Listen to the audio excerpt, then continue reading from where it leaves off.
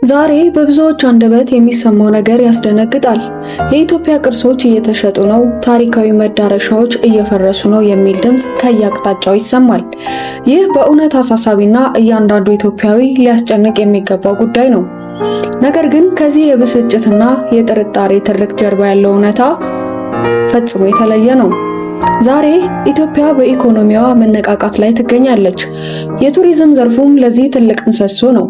ሀገራችን ኢትዮጵያ አፍሪካ የልመና ምሳሌ ናት የሚለውን አሮጌ ትርክት ለመቀየር የውጭ ጎብኚዎችን በውበቷና በታሪኳ በመሳብ ላይ ትገኛለች። መሪዎቻችን የደበዘዙ ታሪኮቻችንን ወደ ነበሩበት በመመለስ የጠፉትን ታሪኮች እንደገና በማሰስ ፈልጎ በማምጣት ለትውልድ እንዲተላለፉ እያደረጉ ነው።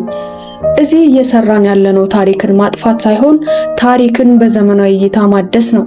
ታሪክን መሻር ሳይሆን ኢትዮጵያ የልመና ሳትዘረጋ በራሷ የቱሪዝም አቅም ማደግ እንደምትችል ማሳያ ነው። የምንሰራው ስራ ሁሉ የሀገርን ገጽታ ከመገንባት ባለፈ ነገ የሚያኮራን ትውልድን ለማፍራት ነው። ኢትዮጵያ አትፈርስም፣ ትታደሳለች፣ ታድጋለች።